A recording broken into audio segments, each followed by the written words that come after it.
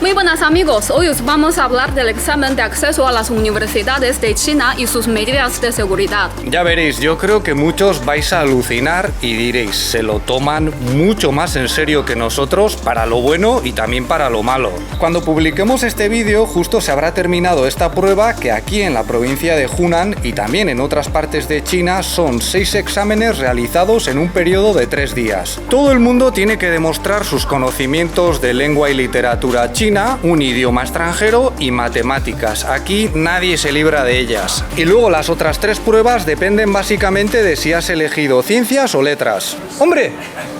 No ¿Hablas español? Estudiando y aparte que pues no estáis grabando algo. Sí, hay un chico aquí que habla español muy bien.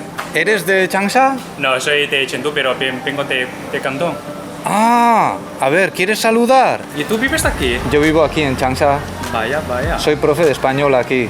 ¿En serio? Hablas muy bien, tengo que decir. Estudié en Valencia. En algunos lugares del país pueden tener un examen diferente, pero prácticamente en todas partes se entiende como un momento decisivo para el futuro de los jóvenes. Este año se han presentado 10,8 millones de estudiantes, la cifra más alta de la historia de estos exámenes desde que se volvieron a poner en marcha en 1977. Bueno, en aquel año se presentaron 5.700.000 personas, una cifra relativamente alta porque justo antes, durante la Revolución Cultural, el sistema había quedado en suspenso y había mucha gente esperando. O sea, una vez reinstauradas las pruebas de acceso a las universidades, fueron todos estudiantes, trabajadores e incluso campesinos a cholón a ver si conseguían entrar. Pero solo un 5% logró este objetivo porque entonces todavía había muy pocos centros de este tipo. En los años siguientes la participación fue bajando porque la primera vez fue una locura y en 1984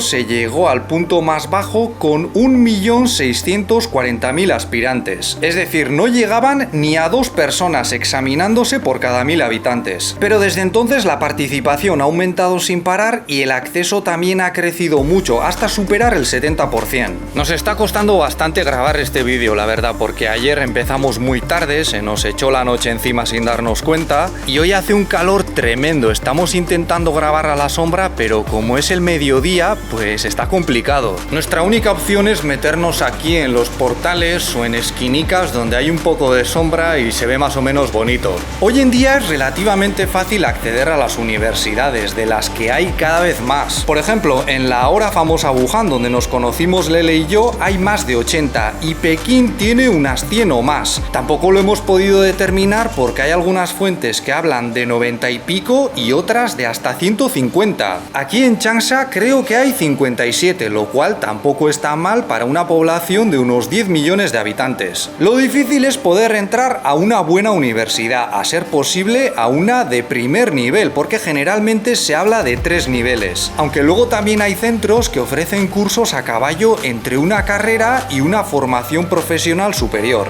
Una de las cosas que diferencian a las universidades de primer nivel es que están dentro de los proyectos nacionales 211 y 985, 2 números que son sinónimo de prestigio en este país. Ahora mismo hay más de 110 universidades bajo el amparo del primer proyecto y unas 40 con el segundo, aunque también hay algunas que disfrutan del apoyo de ambos. Así que en total son unos 100 y pico centros del más alto nivel que pueden marcar una diferencia muy grande en cuanto a currículum, y a los que solo consiguen acceder más o menos el 5% de los examinados. Ahora bien, también hay listas todavía más selectas de las 10 mejores universidades en general o de las 10 mejores para tu carrera. Y si consigues entrar a ellas, lo más probable es que tus condiciones de vida y las de tu familia mejoren. Porque sabemos, gracias a los datos de algunas encuestas realizadas en 2020, que los graduados de las mejores universidades cobran en su primer año de trabajo unos 10.000 yuanes al mes. Alrededor de 1.300 euros, 1.600 dólares, lo que supondría multiplicar casi por 4 los ingresos medios del país. Pero tampoco pensemos que los que no entran a estas universidades se quedan ahí muertos de risa, sino nos apoyamos en los datos oficiales y miramos al salario de aquellos que completan los primeros 4 años de estudios universitarios al margen del nivel de su centro, descubriremos que ganan unos 5.400 yuanes al mes, muy por encima de los 2.700 que marca la media nacional en estos momentos. Aquí tener un máster te da acceso a salarios que son el triple de lo que gana un chino medio. Y para poder acceder a ellos también hay que pasar por un examen que no es nada fácil. Ahora bien, incluso en los niveles más bajos de la formación universitaria, aquellos que estudian 3 años de una mezcla entre carrera y formación profesional, cobran una media de 4.300 yuanes, 550 euros, 670 dólares, que tampoco está tan mal si recordamos que hablamos del primer año después de graduarse. O sea, los datos demuestran que si consigues acceder a los estudios universitarios, sean del nivel que sean, tienes más probabilidades de subir alguna planta en el ascensor social.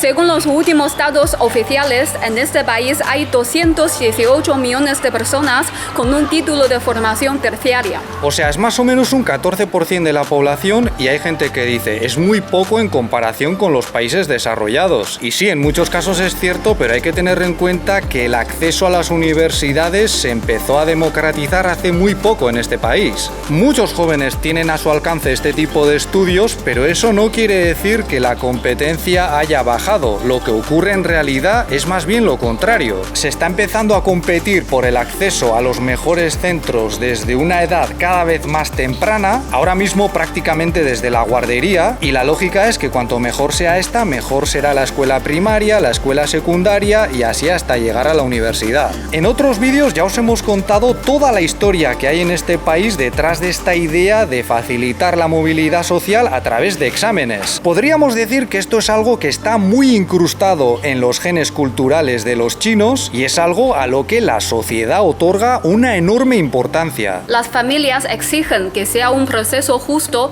en el que ricos y pobres compitan en las mismas condiciones y su organización se vigila con lupa. Claro, porque aquí las trampas tienen una historia prácticamente tan larga como la de los exámenes. Sabemos que entre los que se presentaban a las pruebas de acceso al funcionariado de la China imperial había quienes escondían notas en sus mangas, por ejemplo. Esto está bien documentado y es una muestra de la particular picaresca de este país. Pero hoy en día el nivel de vigilancia sofisticada que hay impide que puedas tener éxito con este tipo de técnicas tradicionales. Si quieres hacer trampas, o eres un auténtico mago o tienes que apoyarte en la más alta tecnología. Hace unos años se hizo famoso el método de colocar un pequeño audífono en la parte interna del oído, con el que el estudiante podría ir recibiendo las respuestas.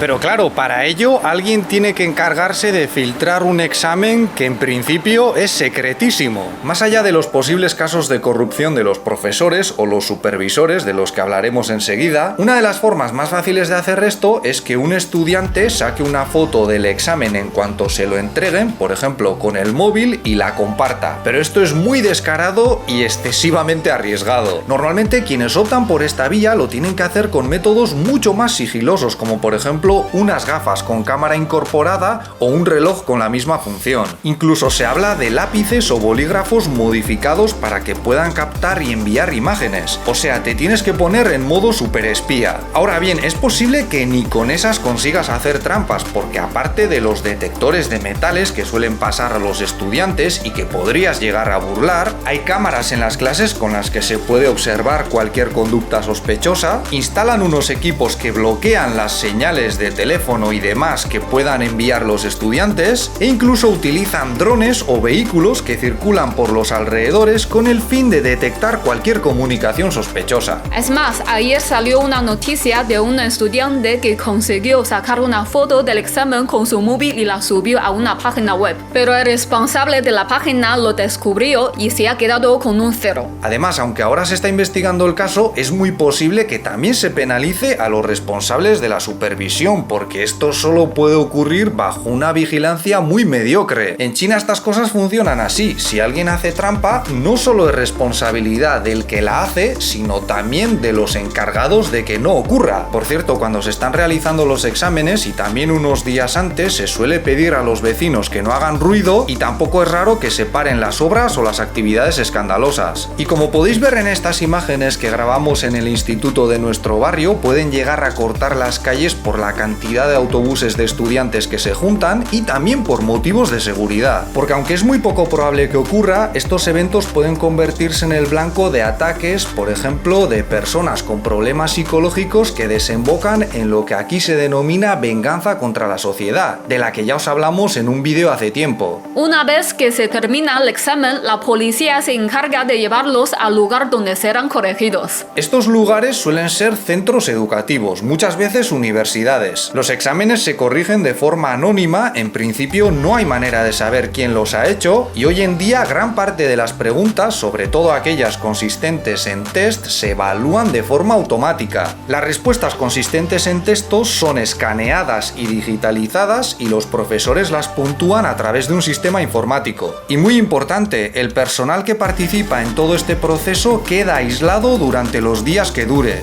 No pueden usar su teléfono y están prácticamente en cuarentena, aunque también reciben cierta compensación económica por realizar esta tarea. Y con aquellos que diseñan los exámenes es todavía peor porque se pueden pegar un mes aislados en otra localidad sin acceso a internet ni a su teléfono móvil. Y algunos diréis, bueno, siempre hay manera de hacer trampas si tienes poder y dinero, la corrupción puede con todo. Sí, es cierto, pero desde que se pusieron en marcha las campañas anticorrupción en el año 2013, las denuncias están al orden del día. En estos momentos es muy fácil que si un funcionario hace trampas para beneficiar a ciertos estudiantes, sea denunciado por sus compañeros porque hay incentivos para ello y también una enorme competición. Yo creo que cada vez menos gente se quiere arriesgar a participar en este tipo de irregularidades porque si te pillan se acabó tu carrera. Por eso al final lo que hacen la gran mayoría, la práctica totalidad de los que se presentan a estos exámenes es estudiar como locos. En otros vídeos ya os contamos cómo, de acuerdo con los resultados de una encuesta que realicé en Wuhan en el año 2012, los estudiantes metían una media de 70 horas semanales y no pocos llegaban a las 100, o sea, poneos a pensar en lo que significa eso. Y en la mayoría de los casos hablamos de un nivel de disciplina mantenido por lo menos durante el último año de preparación. En China, lo que en España denominamos bachillerato son 3 años y resultan extremadamente duros. De hecho, en muchos centros, gran parte de la enseñanza de esos 3 años gira en torno al examen de acceso a las universidades. Y aunque en principio las autoridades no lo recomiendan, tampoco es raro que se reduzcan las horas de las asignaturas que no son útiles para ello. Como hemos dicho al comienzo, este es un momento decisivo en la vida de los jóvenes. El examen contempla un máximo de 750 puntos que son casi imposibles de conseguir y unos pocos puntos arriba o abajo pueden suponer una diferencia muy grande. De hecho, cuando estaba haciendo el trabajo de campo de mi tesis, una de las estudiantes que entrevisté me contó que repitió el último curso para poder hacer otra vez el examen, sacar unos puntos más y así poder acceder a la Universidad de Wuhan, que es una de las más antiguas y famosas del país. Por cierto, las minorías y también los estudiantes llegados, por ejemplo, de Taiwán, pueden recibir puntos extras solo por sus orígenes